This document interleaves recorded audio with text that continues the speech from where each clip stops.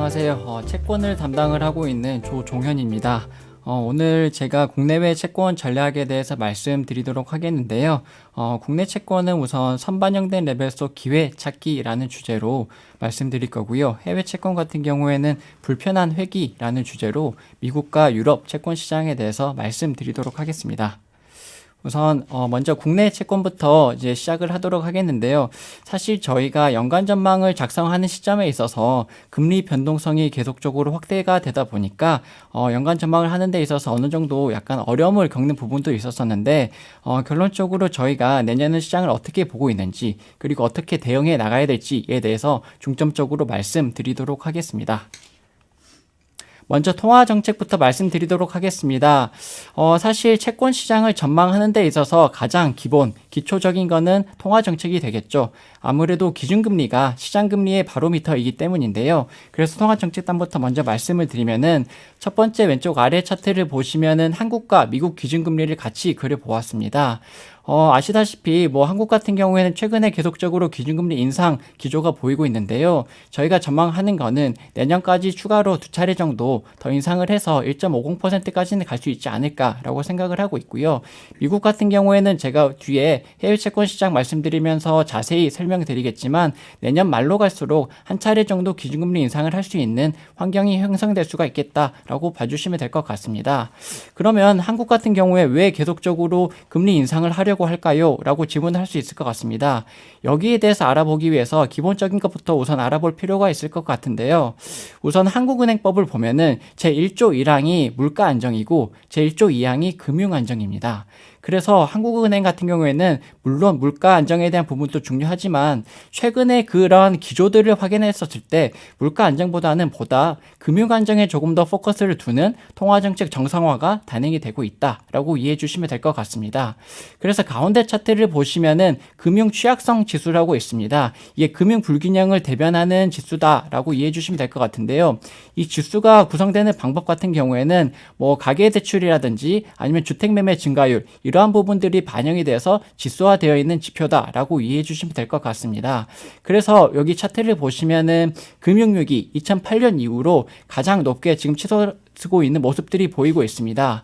이러한 부분들을 조금 더 자세히 뜯어서 보면은 오른쪽 차트를 보시면은 금융 불균형 관련해서 부문별 지수가 나와 있습니다.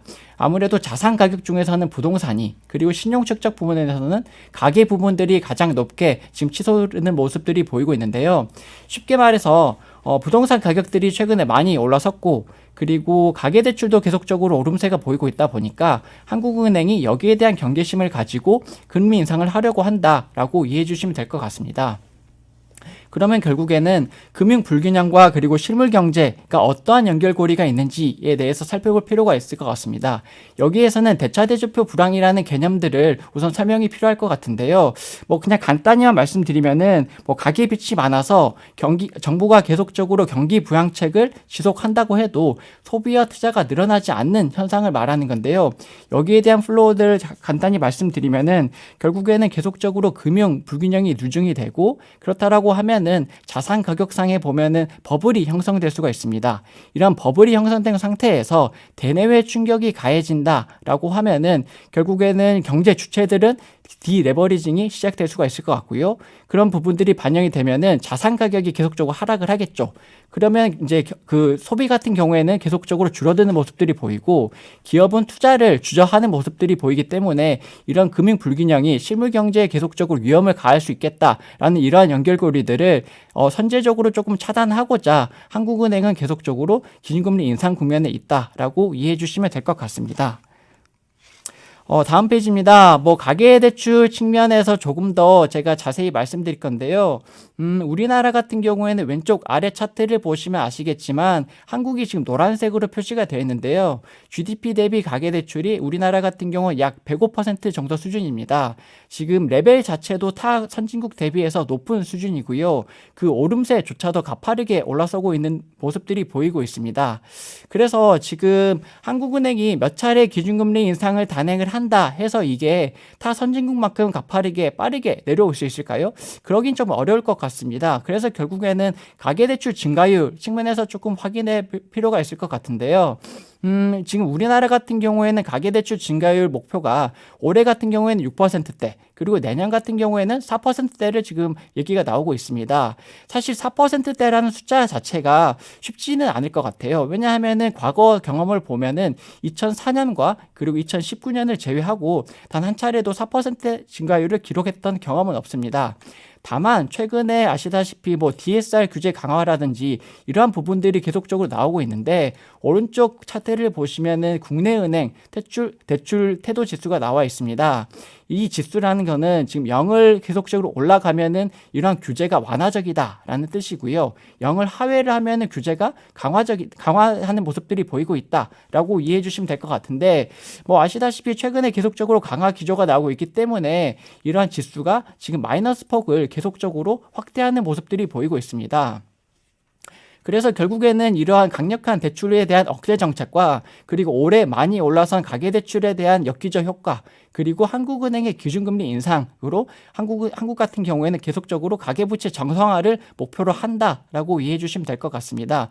그래서 이거를 통화정책단과 조금 더 결부해서 말씀드리면은, 저희가 예상하는 경로는 상반기 말이 조금 지나는 시점에 대해서는 계속적으로 한국은행이 주장하는 금융 불균형에 대한 위험 같은 부분들이 조금씩 완화가 되지 않을까. 그렇기 때문에 하반기 들어서는 이런 금융 불균형에 대한 기조가 완화가 되기 때문에 기준금리 인상에 대한 근거에서 작용하는 부분들도 조금 약화되지 않을까라고 저희는 예상을 하고 있습니다. 다음 페이지입니다. 우선 소비자 물가에 대해서 말씀드릴 건데요. 지금 계속적으로 물가 오름세가 나타나는 모습들이 보이고 있는데, 뭐 잘 아시다시피 어제 같은 경우에도 우리나라 소비자 물가 10월치가 발표가 되었습니다. 전년 동월 대비 기준으로 3.2%를 기록을 했는데요. 한국은행의 물가 목표치가 2%입니다. 이보다도 훨씬 높은 숫자가 나온 것이지요. 그래서 이러한 부분들이 내년에도 계속적으로 높은 물가 오름세가 보일까요? 라는 질문을 할 수 있을 것 같습니다. 저희가 예상하는 거는 우선 왼쪽 아래 차트를 보시면은 올해 소비자 물가를 지수와 그리고 YY 기준으로 같이 그려보았습니다. 보시면 아시다시피 지금 지수 측면에서 보면은 상반기 같은 경우에는 낮은 모습들을 보이고 있고, 하반기 들어서 가파른 오름세가 보이는 게 확인이 되고 있습니다. 그 말은 즉슨 지금 결국에는 소비자 물가라는 게 YY 기준으로 전년 동월 대비 기준으로 헤드라인 지표가 나오기 때문에 내년 상반기에는 기저효과가 작용을 해서 계속적으로 높은 물가 오름세가 나타나지 않을까라고 저희도 생각을 하고 있고요. 반대로 하반기가 되면은 지금 높은 물가가 지속되고 있기 때문에 내년 하반기에는 역기저 효과가 나타나겠죠. 그래서 내년 저희가 예상하는 경로 같은 경우에는 하반기에 2%를 하회하는 모습들이 나올 수 있을 것 같다라고 예상을 하고 있습니다. 그래서 맨 오른쪽 차트를 보시면은 과거 월간 소비자 물가에 대한 증감들이 나와 있는데요. 통상 우리나라 같은 경우에는 이러한 계절적인 요인들이 반영이 돼서 1분기와 3분기가 물가가 높은 오름세를 보이는 경향이 있습니다. 통상 보시면 아시겠지만 1분기와 3분기 같은 경우에는 명절이 있죠. 그리고 1분기 같은 경우에는 새해가 시작이 되기 때문에 새해 물가 오름세 같은 부분들이 반영이 되었고요. 그리고 3분기 같은 경우에는 명절뿐만이 아니라 여름철 휴가 부분들도 작용이 되기 때문에 높은 물가 오름세가 보인다라고 이해해 주시면 될 것 같고요. 그래서 결론적으로 소비자 물가 상승률 측면에서 봤었을 때 피크는 1분기가 되지 않을까라고 생각을 하고 있고, 하지만 저점은 4분기 정도가 되면은 저점을 확인할 수가 있을 것 같다라고 이해해 주시면 될 것 같습니다. 다음은 제가 이제 시장금리 측면에서 말씀을 드릴 건데요. 시장금리를 저희가 전망하는 데 있어서 결국에는 수급이라든지 아니면 잠재성장률 같은 언급들도 같이 말씀을 드려야 될 것 같은데, 여기 본격적으로 말씀드리기 앞서서, 물론 많이 아시겠지만 금리에 대한 특성들을 간단하게 우선 말씀드리려고 합니다. 많이 들어보셨겠지만 채권 가격과 금리는 반비례해야 한다라는 말씀들을 많이 들어보셨죠. 사실 이것들을 조금 더 직관적으로 이해하기 위해서는 할인율이라는 개념들을 통해서 말씀드릴 수 있을 것 같은데요. 채권을 투자하게 되면은 아시다시피 채권에는 이자가 있습니다. 그래서 미래 현금들이 계속적으로 나오게 되는데, 이래 미래 현금 자체를 할인율로 나누게 되면 현재 가격이 나오게 됩니다. 그 말은 즉슨 여기서 말하는 할인율이라는 게 저희가 계속적으로 말씀드리고 있는 시장 금리입니다. 그래서 할인율이 분모에 있기 때문에 금리가 올라가게 되면은 분모가 올라가기 때문에 결국에는 현재 가격 가격은 내려가는 모습들, 금리가 내려가면은 현재 가격은 올라가는 모습들이 보이고 있기 때문에 가격과 금리가 반비례한다라고 이해해 주시면 될 것 같고요. 그리고 채권 시장에서 통상 말하는 게 채권 시장이 강세예요 말하는 거는 금리가 빠진다는 걸 말씀드리는 겁니다. 그래서 금리가 빠진다는 거는 방금 말씀드렸다시피 가격이 올라가는 거기 때문에 통상 저희는 가격적인 측면보다는 이렇게 금리 측면에서 말할 때 금리가 많이 빠지고 있습니다 라는 부분들은 지금 채권이 강세장을 나타내고 있습니다 라고 이해해 주시면 될 것 같습니다. 그래서 이러한 부분들을 조금 더 인식을 하면서 앞으로 제가 자료를 말씀드린 부분에 대해서 들어주시면 될 것 같은데요. 다음 페이지입니다. 먼저 국고채 공급 측면에서 말씀드리도록 하겠습니다. 뭐 아직 확정된 숫자는 아니지만 내년에는 지금 예산안이 지금 600조 원을 상회할 것으로 지금 예상이 되고 있습니다. 그렇다라고 하면은 지금 2년 연속 지출 증가율이 8%대를 기록하는 게 되는 건데요. 사실 채권 시장 입장에서는 이게 어떻게 보면 불편한 상황이 될 수도 있겠다라고 생각할 수 있을 것 같아요. 왜냐하면 결국에는 내년에도 돈을 더 많이 써야 되기 때문에 결국 돈이 필요한 건데 돈을 가져오기 위해서는 국고채를 발행하는 방법이 있기 때문에 국고채에 대한 발행들이 많아지면은 금리가 올라갈 수 있는 그러한 재료들로 작용할 수가 있을 것 같습니다. 하지만 실제로 보면은 이런 것들에 대한 우려는 조금 기우일 것 같습니다. 실제로 내년에 볼 수 있는 국고채 발행 계획을 보면 아직도 이거는 확정된 숫자는 아니지만 12월 중에 아마 확정이 될 예정이지만 내년에 국고채 발행 숫자를 보면은 167조 원이라는 숫자가 나오게 됩니다.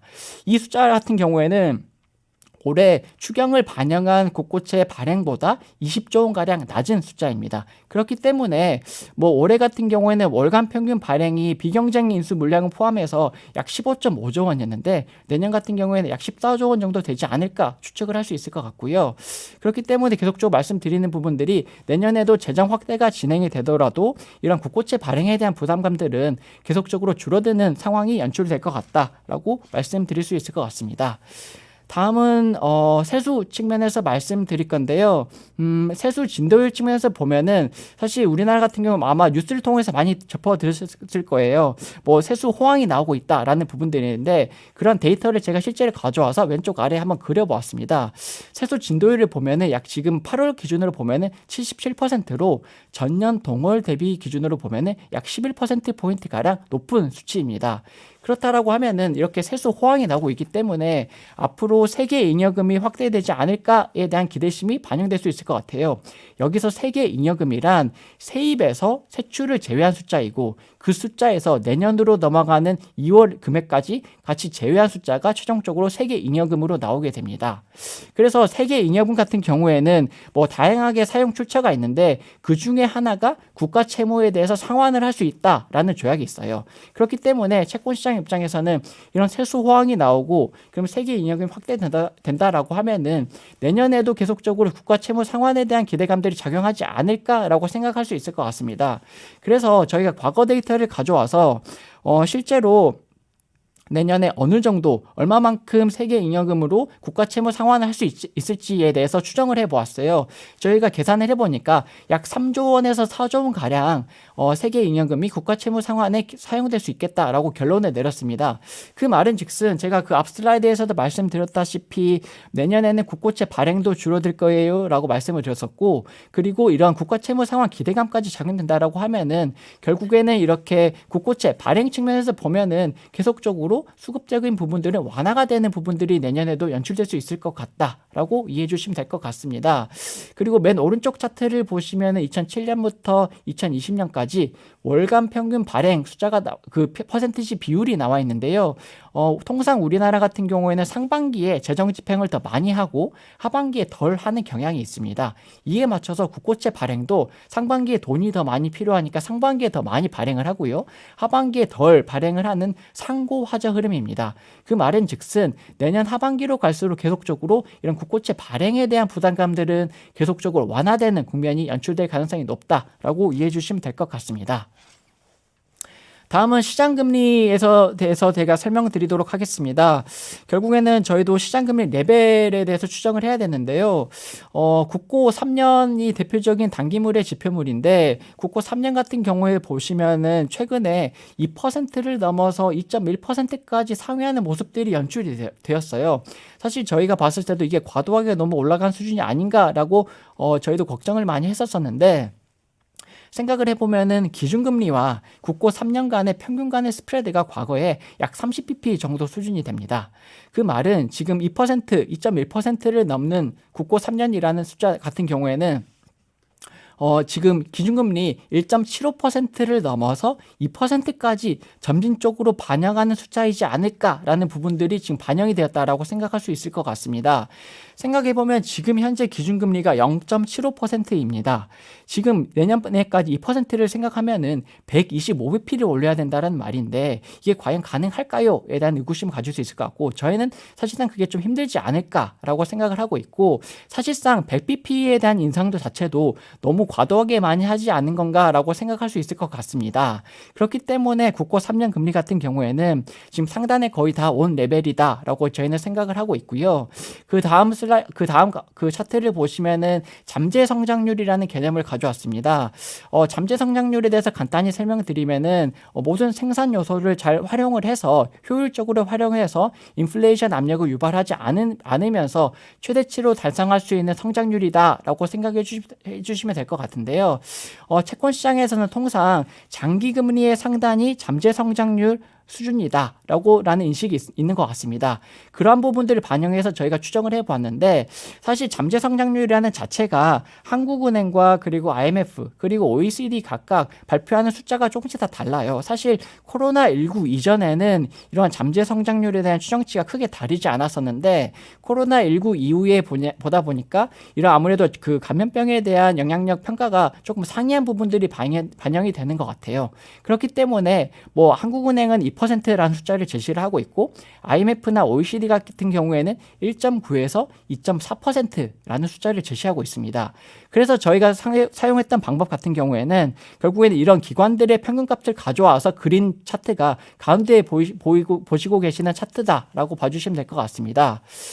그래서 저희가 결론적으로 추정하는 숫자 같은 경우에는 국고 10년 금리 같은 경우에 2.5에서 2.6%대가 상단이 되지 않을까라고 생각을 할 수 있을 것 같고요. 전반적인 내년의 시장금리 모습들 같은 경우에는 상반기에는 조금 오름세를 보이겠지만 하반기에는 조금 내려가는 상고하저 흐름들이 나오지 않을까라고 생각을 하고 있습니다.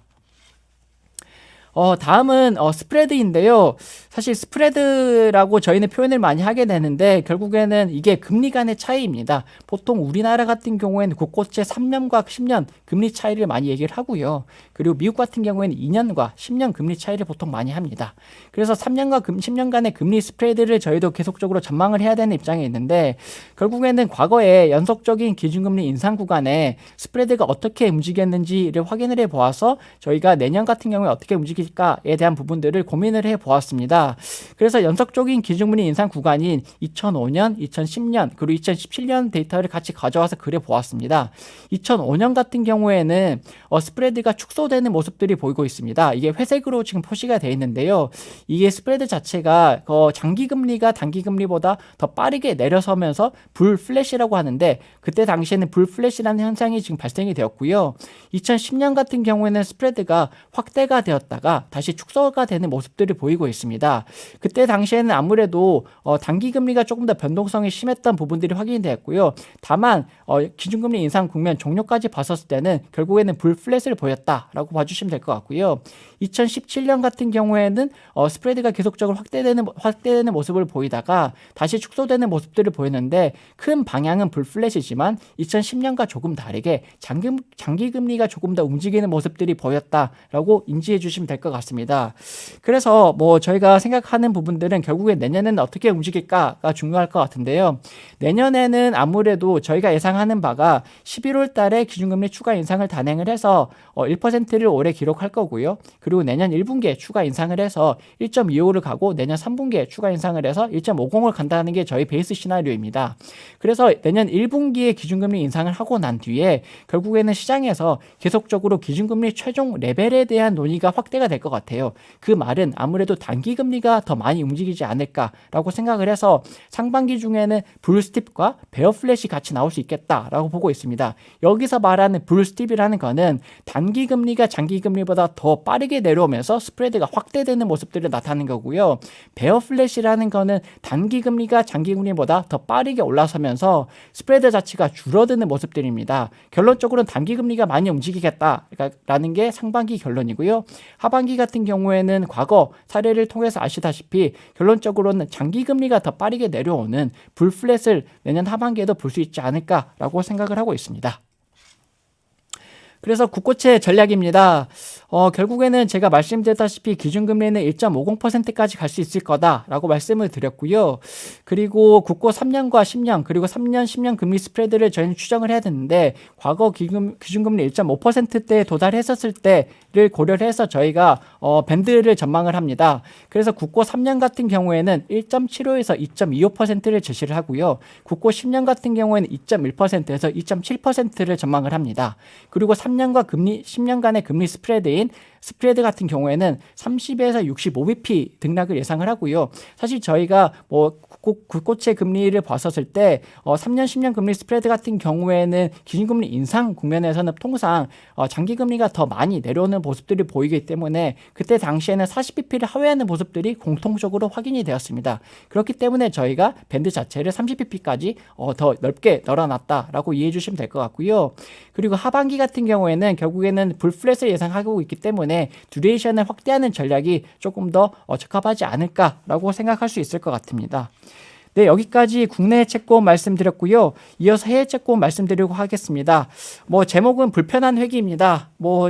지금 해외 채권 전망하는 데 있어서 전반적으로 금리가 계속적으로 상승할 거다라고 예상을 하고 있기 때문에 제목을 불편한 회기다라고 저희가 작성을 해 보았고요.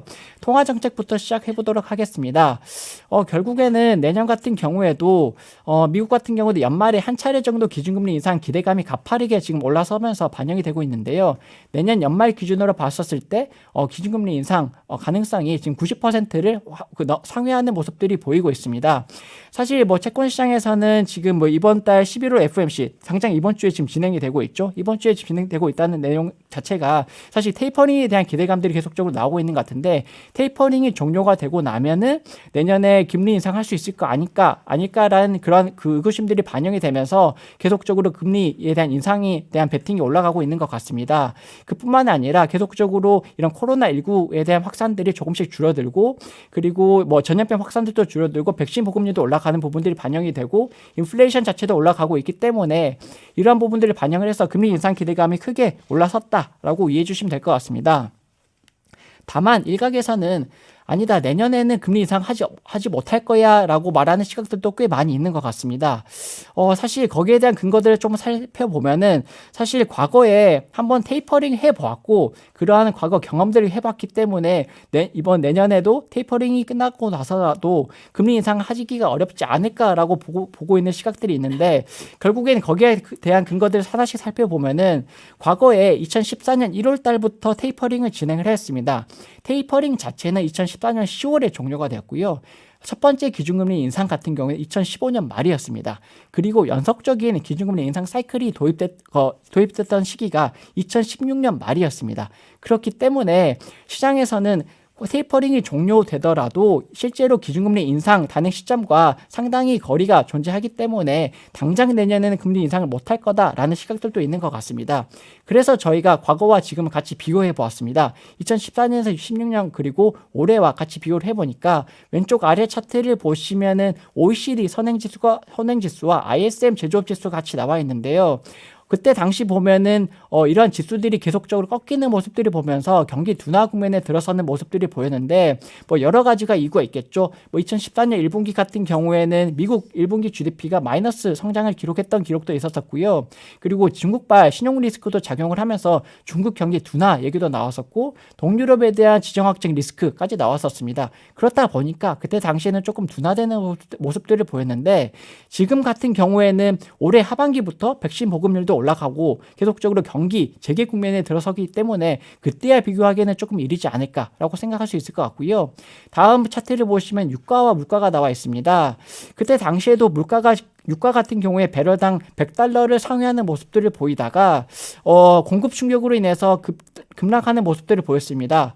그래서 소비자 물가 상승률 YOY 기준으로 보니까 그때 당시에는 마이너스를 기록하기도 했고요. 그렇기 때문에 그때와 지금을 비교해 보면은 지금은 오히려 인플레이션에 대한 강한 상승 압력을 우려하고 있는데 그때와 비교하는 게 맞을까에 대한 의구심을 갖고 있기 때문에 저희는 내년에 한 차례 정도 충분히 금리 인상할 수 있는 환경이 만들어질 수 있을 것 같다라고 예상을 하고 있습니다. 하지만 저희가 예상하는 부분들은 사실 연속적인 금리 인상 정상화 진행은 좀 어렵지 않을까라고 보고 있는데 내년으로 한으로 봤었을 때는 한 차례 정도만 예상하는 이유가 결국에는 페드와 같은 이런 중앙은행 역할들이 과거와 대비 많이 확장되었습니다.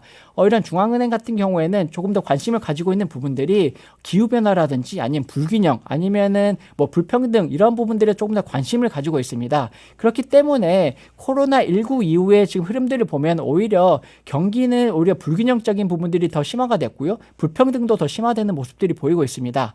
이러한 부분들을 고려하면은 아무래도 페드 입장에서는 금리 인상을 2차례 이상으로 가기에는 내년 당장을 봤었을 때 무리가 되지 않을까라고 보고 있어서 저희는 한 차례 정도 금리 인상을 전망을 한다라고 이해해 주시면 될 것 같고요. 그래서 인플레이션도 말씀드리겠습니다. 뭐 간단히 말씀드리면은 사실 인플레이션에 대한 내용들은 뭐 과거와 지금 계속적으로 말이 나오고 있는 것 같은데 페드 내부 안에서도 인플레이션이 일시적이지 않다라는 이런 논란이 나오고 있는 것 같습니다. 저희는 파월 의장과 조금 더 견해를 같이 해서 지금이 조금 일시적이지 않을까. 다만 일시적 요인들이 내년 상반기까지 조금 이어가는 흐름들이 나오지 않을까라고 생각을 하고 있고요. 채권 시장에서 보는 기대 인플레이션 BI라는 값이 있습니다. 왼쪽 차트를 보시면 빨간색으로 나와 있는데 뭐 지난달 말 기준으로 보니까 단기물보다는 장기물이 더 내려가는 모습들이 보이고 있습니다. 그 말은즉슨 채권 시장에서도 단기적인 인플레 압력을 우려하고 있지만 중장기로 갈수록 이러한 우려들은 조금씩 완화가 되지 않을까라고 생각을 하고 있다라는 대목을 보여준다라고 이해해 주시면 될 것 같습니다. 그래서 오른쪽 차트입니다. 하지만 리스크도 있습니다. 결국에는 제가 주거비 상승률과 주택가격 지수 증가율을 같이 그렸는데 주거비 같은 경우에 소비자 물가에서 단일 품목으로 가장 높은 비중을 차지하면서 약 33%를 차지하고 있습니다. 그리고 주택가격 지수 같은 경우에는 이런 주거비 상승률에 대해서 10개월가량 선행을 하는 모습들을 보이고 있습니다. 다만 이런 주택가격 지수 증가율이 가파르게 올라서면서 앞으로도 물가 상방 압력을 가하는 재료로 나오지 않을까에 대한 우려를 자극할 수 있을 것 같고요. 그렇기 때문에 내년 상반기 이후에 조금씩 물가 자체가 완화가 되더라도 과거와는 달리 계속적으로 좀 높은 레벨에 유지할 가능성 같은 부분들을 고려할 필요가 있다라고 봐주시면 될 것 같습니다. 그래서 뭐 장기금리, 단기금리에 대해서 제가 전망을 간단하게 말씀드리면은 결론적으로는 단기금리 같은 경우에는 내년에 계속적으로 완만한 상승이 계속적으로 예상이 되기 때문에 0.9%까지는 계속적으로 올라가지 않을까라고 생각할 수 있을 것 같고요. 장기금리 같은 경우에는 저희가 예상하는 바가 1.6에서 그리고 2.1% 정도까지 등락하지 않을까. 상반기 중에는 장기금리의 상승 압력이 좀 더 클 거고 하반기 중에는 테이퍼링 종료 이후에 기준금리 인상에 대한 기대감들이 계속적으로 반영이 되면서 단기금리가 조금 더 올라가면서 스프레드 자체가 줄어드는 모습들이 나오지 않을까라고 저희는 예상을 하고 있습니다. 유럽입니다. 여기는 간단하게만 제가 말씀드릴게요. 뭐 한국과 미국과 달리 사실 한국과 미국 같은 경우에 계속적으로 기준금리 인상에 대한 내용들이 나오고 있는데 유럽은 아직까지는 뭐 조금 너무 뭐 말씀드리기까지는 아직 너무 급한 것 같습니다. 그렇기 때문에 이런 부분들을 고려하다 보면은 사실 유로존 같은 경우에는 물가 상승률 측면에서 보면은 지금 3%를 상회하는 모습들을 보이고 있는데 사실 유로존 같은 경우에는 올해 7월부터죠. 지금 기존에는 2% 아래라는 물가 목표를 가지고 있다가 그 이후부터는 지금 대칭적 2% 물가라는 목표를 수정을 했습니다. 그렇기 때문에 과거 데이터를 가져와서 그려다 보니까 유로존 CPI 같은 경우에 2013년 이후로 보니까 약 1.1%로 평균적으로 지금 상승률이 나타나고 있습니다. 그렇다 보니까 이러한 수준 지금 현재 3%를 넘는 숫자가 나온다 하더라도 내년에는 통화정책 정상화를 자극하는 재료로서는 아직 부족하지 않을까라는 부분들이 반영이 돼서 기준금리 인상이라든지 이러한 부분들은 아직까지는 좀 시기상조다라고 이해해 주시면 될 것 같고요. 그리고 우측 차트를 보시면은 PEPP와 APP라는 게 있는데 이게 자산 매입 프로그램입니다. 뭐 PEPP 같은 경우에는 코로나19 이후에 시행된 뭐 정책 정책인데요. 사실 뭐 내년 3월까지 해서 지금 종료가 예정이 되어 있습니다. 이거는 뭐 예정된 수순이고요. 그렇기 때문에 뭐 지금 계속적으로 월간으로 600에서 800억 유로 가량 계속적으로 매입을 해주고 있는데 이게 내년 3월에 갑자기 없어진다라고 하면은 시장 자체에는 큰 충격이 가해질 것 같습니다. 이러한 부분들을 고려하면은 추가적인 조치가 나오지 않을까. APP 확대라든지 아니면은 연착륙을 위한 또 다른 그 추가 장치가 나오지 않을까라고 예상을 하고 있습니다. 그래서 독일 국채 금리에 대해서 간단하게 말씀드리면요. 결국에는 독일 국채 금리 같은 경우에는 완만하게 상승 압력이 지속된다라고 저희는 예상을 하고 있고 사실 독일 국채 금리를 분석하는 데 있어서 중요한 채권이 하나 더 있습니다. 작년 7월 달에 EU 회복 기금들이 통과가 되었고요. 그 시점에서 1년이 지난 시점에서야 재정 집행이 진행되기 시작했습니다. 여기에 대한 재원들을 조달하기 위해서 NGEU라는 채권을 발행하게 되었어요. NGEU 같은 채권 같은 경우에는 높은 신용 등급을 유지하고 있으면서도 독일 금리보다도 더 높은 금리를 제공합니다. 그렇다 보니까 독일 국채에 대한 수요가 분산되는 효과가 발생할 수 있습니다. 그러한 부분들이 작용을 하면서 뭐 독일 국채 금리가 가파르게 올라갈 거예요 라고는 절대 말씀드리진 않겠지만 현 수준 대비 계속적으로 오름세를 보이면서 약 20bp 가량 정도는 현 수준 대비 올라갈 수 있는 여력이 있지 않을까라는 부분들이 저희가 예상하고 있는 2022년입니다. 네, 여기까지 해서 전반적으로 한국과 미국 그리고 유럽까지 말씀드렸는데요. 뒤에는 요약 부분들을 같이 한번 확인해 주시면 될 것 같고요. 뭐 아무쪼록 지금 내년에도 계속적으로 금리 인상이 예상되는 가운데 뭐 채권 시장 입장에서는 좀 불편할 수도 있을 것 같습니다. 그럼에도 불구하고 뭐 기회를 좀 찾을 수 있도록 저희도 적극적으로 계속적으로 대응하도록 노력하겠고요. 이러한 부분들이 저희가 자료 같은 부분들이 앞으로 전략 수립에 있어서 조금 더 도움이 되셨으면 하는 바람으로 여기까지 마치도록 하겠습니다. 네, 감사합니다.